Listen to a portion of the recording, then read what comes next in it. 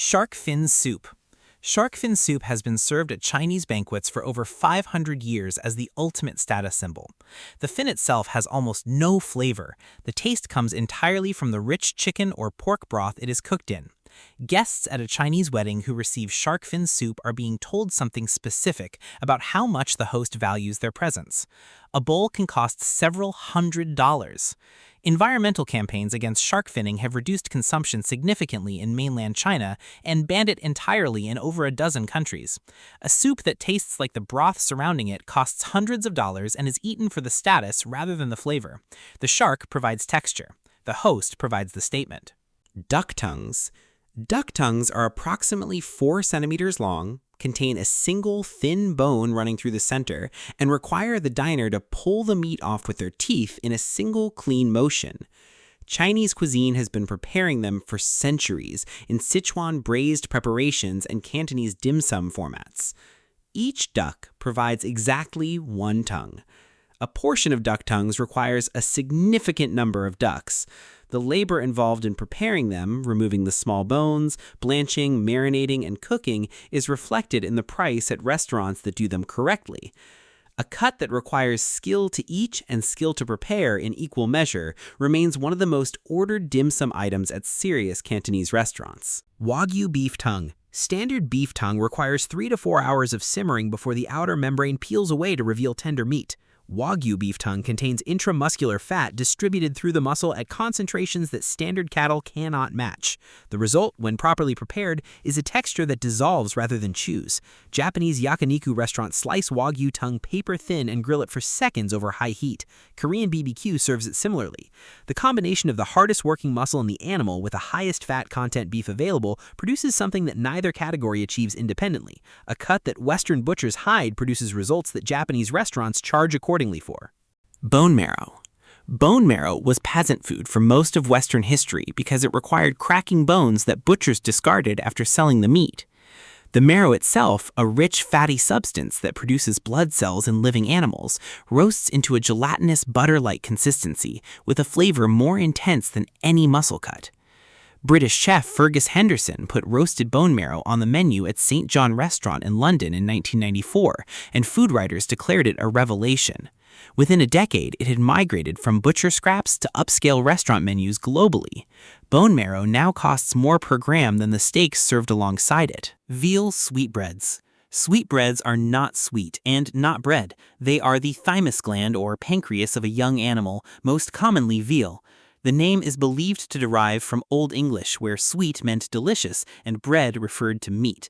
The texture, when properly prepared, is creamy and delicate, with a mild flavor that disappears almost immediately under any sauce.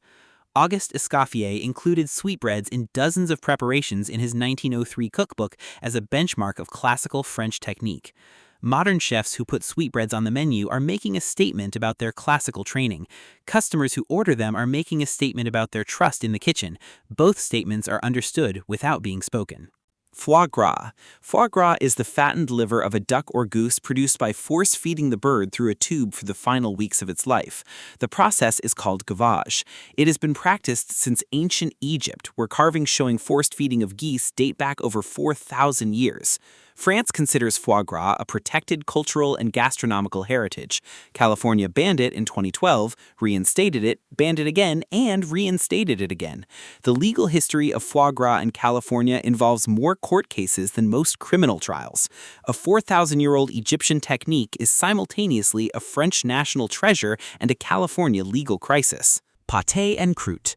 Pâté and croûte is ground meat, often a combination of pork, veal, and game, packed into a pastry case with vegetables, truffles, and aspic, baked and then chilled until the aspic sets.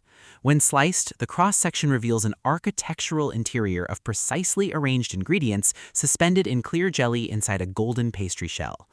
The World Championship of Pâté and Croûte has been held in Lyon, France since 2009. Professional teams of chefs compete on the precision of their interior arrangement, the quality of their pastry, and the clarity of their aspic. A competition exists specifically to judge the interior geometry of a cold meat pastry. France considered this necessary and nobody disagreed. Guanciale. Guanciale is cured pork cheek, and Italian cuisine insists it is not the same as pancetta or bacon despite the surface similarity. The cheek has a different fat structure than the belly, softer and more gelatinous, which melts differently when rendered. The official carbonara recipe registered with the Italian Academy of Cuisine specifies guanciale.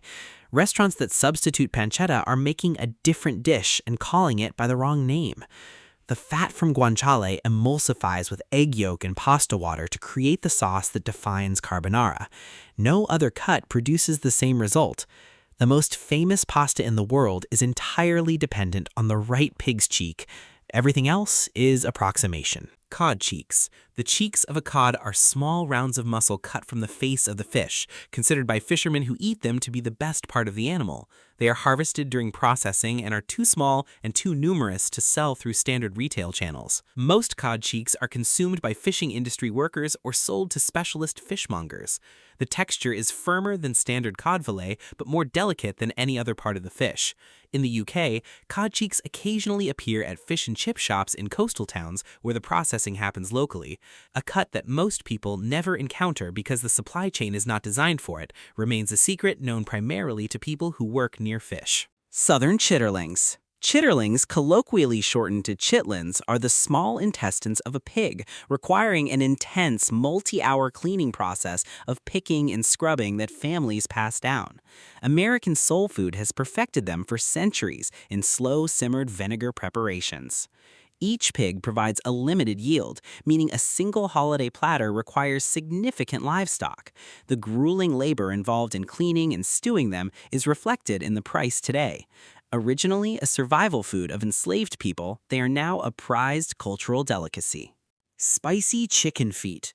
Chicken feet have been eaten across Asia, the Caribbean, and Latin America for centuries. America ignored them.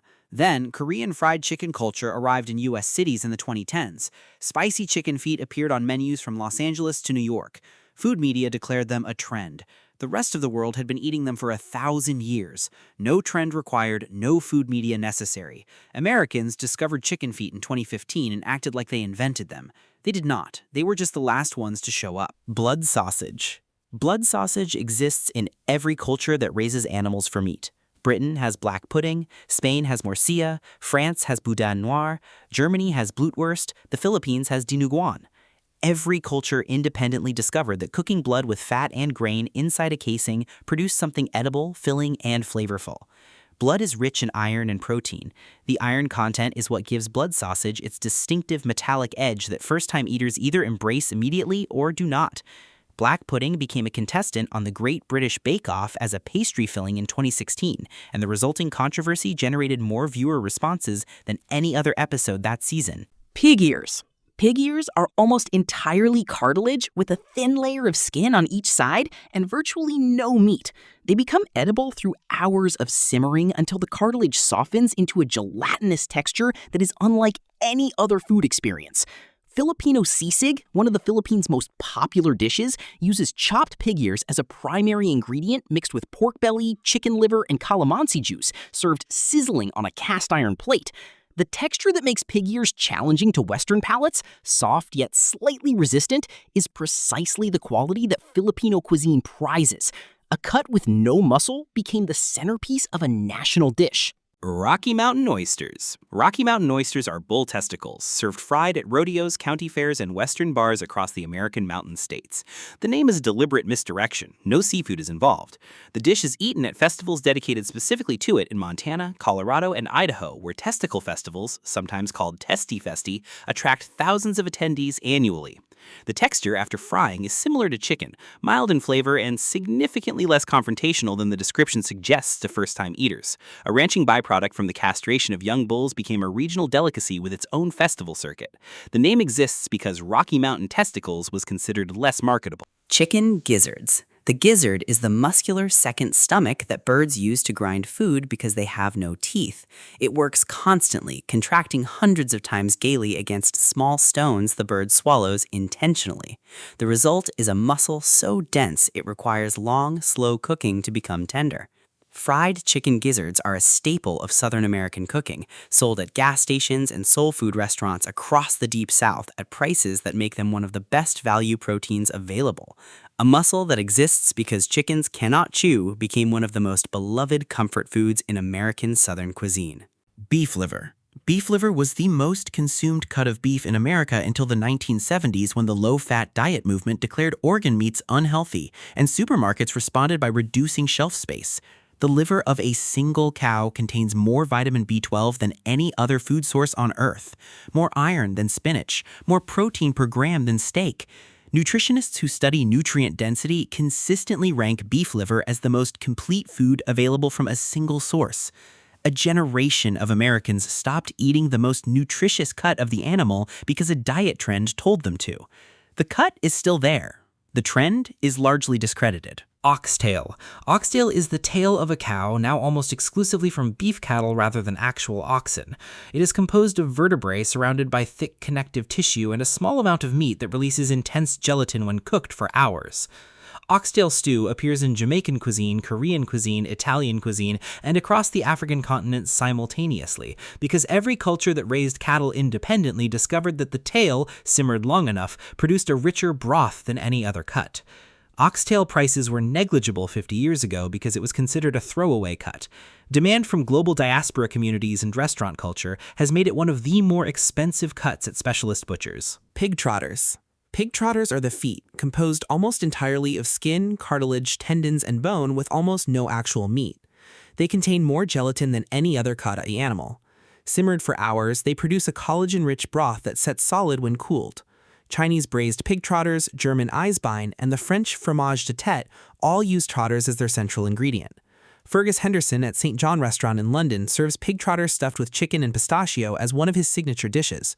A cut with essentially no meat became the foundation of some of the most technically demanding dishes in classical European cooking.